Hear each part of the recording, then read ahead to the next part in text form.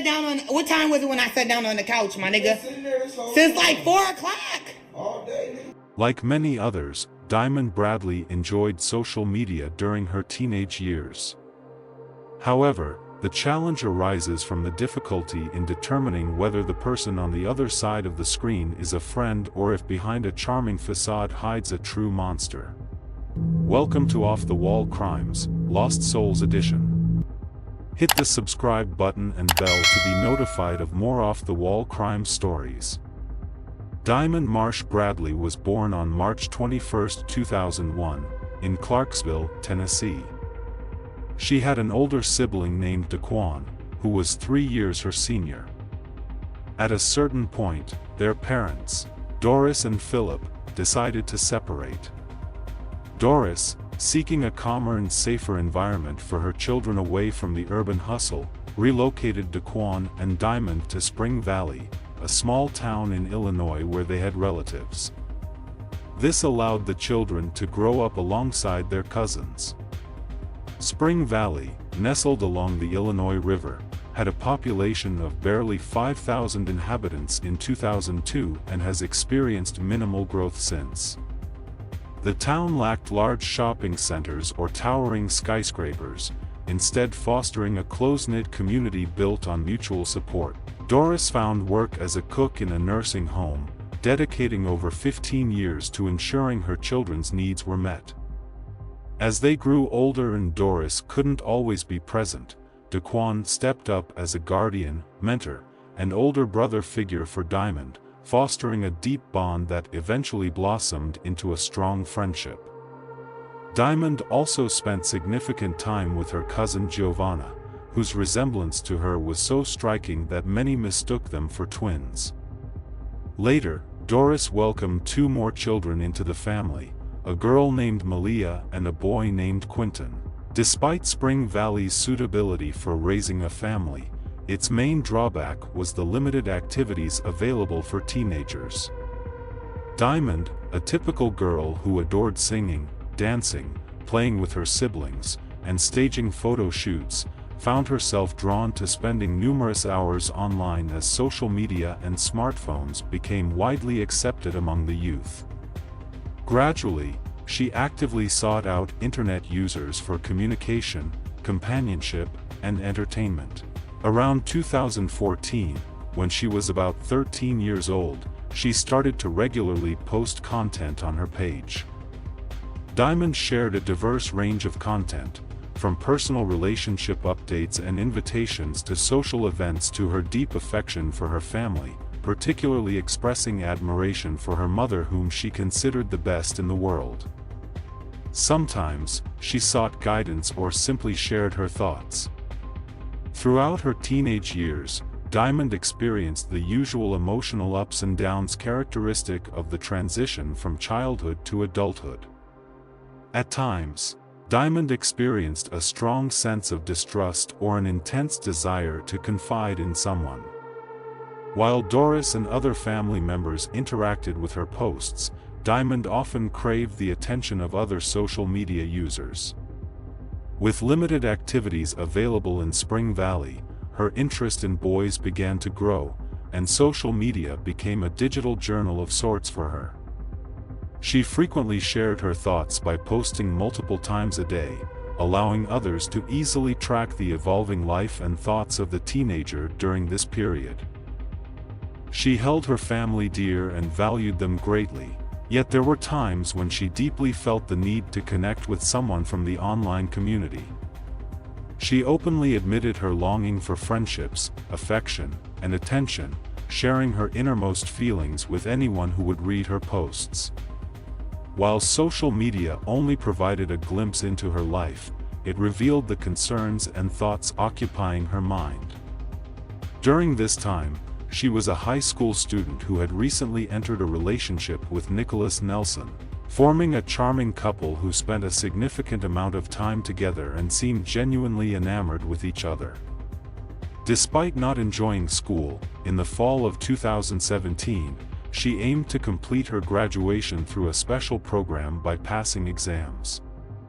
Possessing a profound sense of empathy, she harbored aspirations of pursuing a career in nursing. While many perceived Diamond as youthful, her aspirations were significant. On January 23, 2018, the Bradley household was filled with friends and family gathering to celebrate Doris's birthday. The evening overflowed with love and joy, marked by lively conversations, celebratory tunes, and the sheer happiness of being surrounded by loved ones. Little did Doris know that within less than a day, her life was about to be shattered.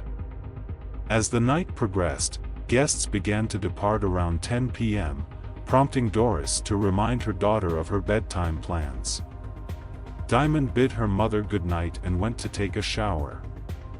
Normally, Doris would wake up just before 7 a.m. to prepare breakfast and see the younger children off to school. She anticipated Diamond to be awake by then, but she was noticeably absent.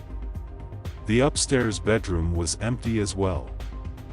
Initially, Doris wasn't overly concerned, knowing Diamond often went for morning coffee runs to the nearby gas station. However, as time passed without Diamond's return, her worry grew. Diamond didn't have her own transportation, and the weather outside was unfavorable with wet snow and wind, making it unlikely for her to be out for a walk.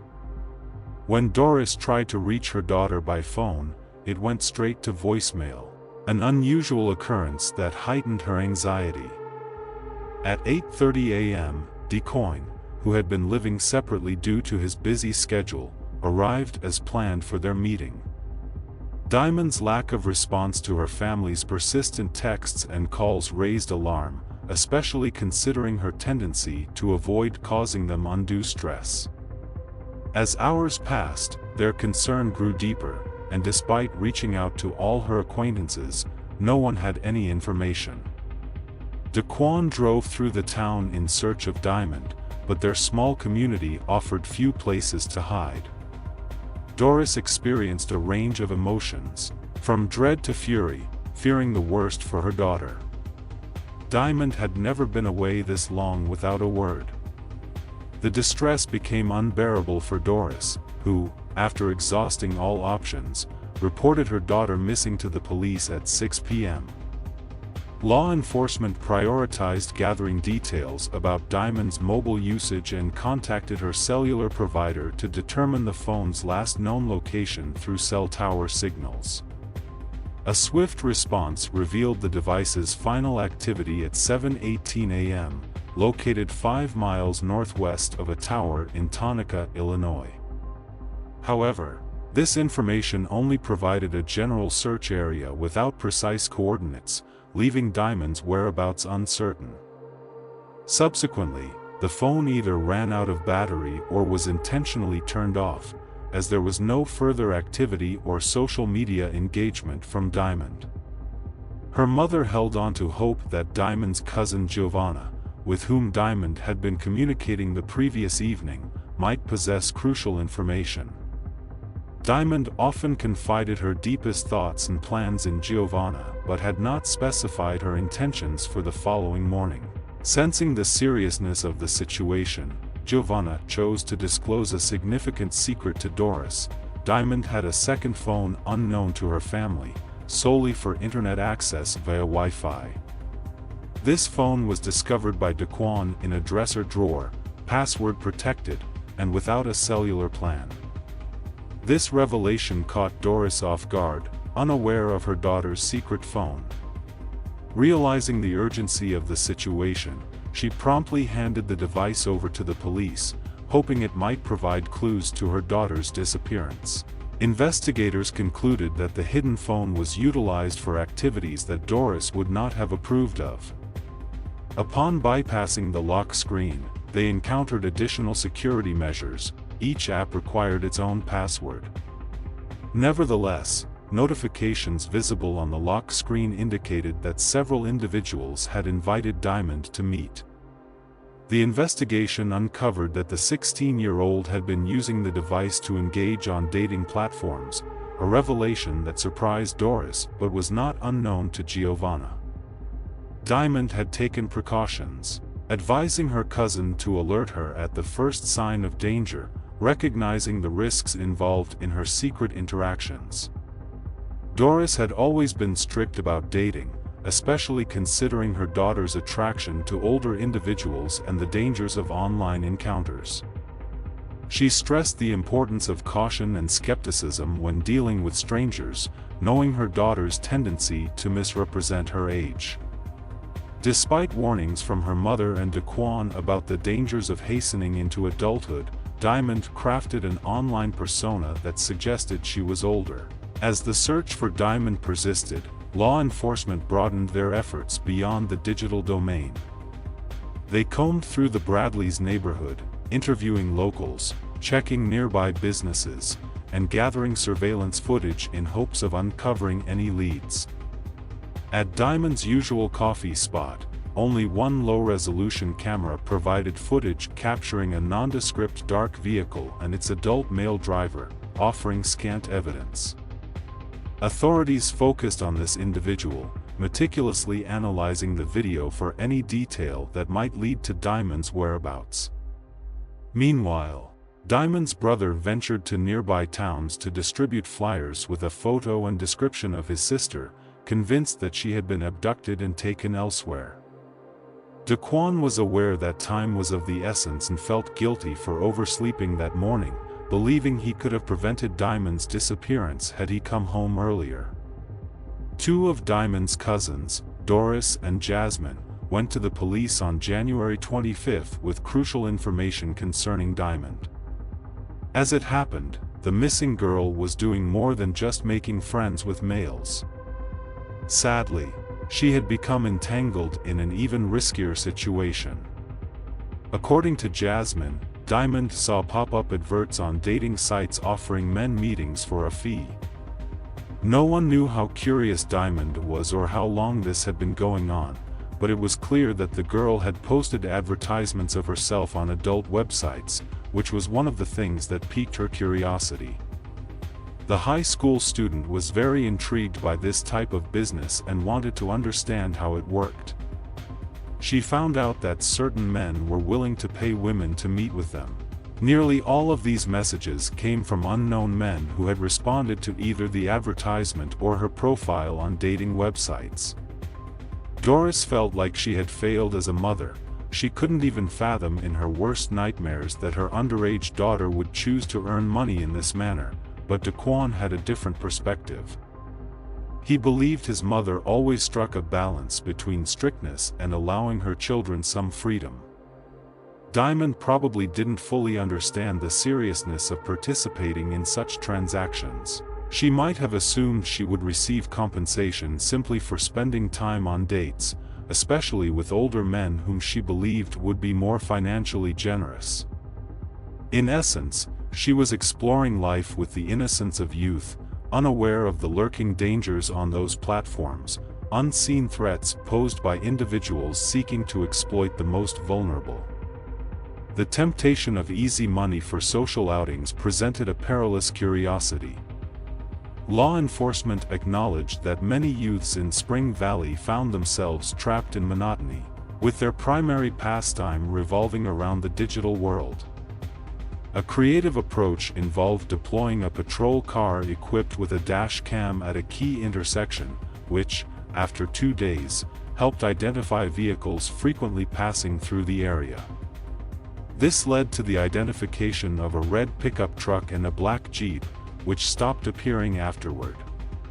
Despite lacking immediate evidence to prioritize these vehicles, the police decided to systematically narrow their focus, starting with these two. Further surveillance linked the black Jeep to another location along Diamond's last known route, intensifying the investigation's focus on this specific vehicle. At the same time, detectives delved into Diamond's digital interactions, closely examining communications on her dating apps and social media platforms. A significant breakthrough came with the discovery of the last message Diamond sent on the morning of her disappearance, addressed to a 26-year-old known as Gerald or Jay within his circle. During the investigation, Jay acknowledged a romantic connection with Diamond but clarified that he had ended contact upon discovering her true age. At 6 a.m. on January 24th, Diamond had asked him to meet at an IHOP restaurant, but almost immediately she retracted the invitation, apologizing and claiming the message was meant for someone else. Jay responded with a simple smiley face at 6:40 a.m. Then, a distressing message from Diamond arrived, stating, "I'm dying," with Jay being the last known contact of her 16-year-old daughter. Doris, upon discovering this, was overwhelmed with rage and despair, confronting Jay with accusations of harming her child. In her grief, she was ready to blame any potential suspect. However, Jay provided a solid alibi, stating he was at home all night playing video games, which was corroborated by a female companion's presence. Tragically, the urgency of the situation heightened when on January 27, 3 days after her disappearance, the sheriff's office in Putnam County received a significant call just before noon, suggesting a grim turn in the ongoing search for the missing girl. A pedestrian walking along Pebble Path in Granville Township spotted the body of a young woman in the ditch beside the road. Upon the arrival of the head of Putnam County at the scene, it became apparent that this was no accident. The young woman's life had been intentionally taken by another. Wounds were found across her body, on her back, stomach, legs, arms, and hands. She was a young African-American female, prompting the police chief to recall that a young girl matching her description had been reported missing in Spring Valley. This led him to immediately contact authorities there. The area was rural, covered in snow at this time of year, with cornfields flanking either side of the path.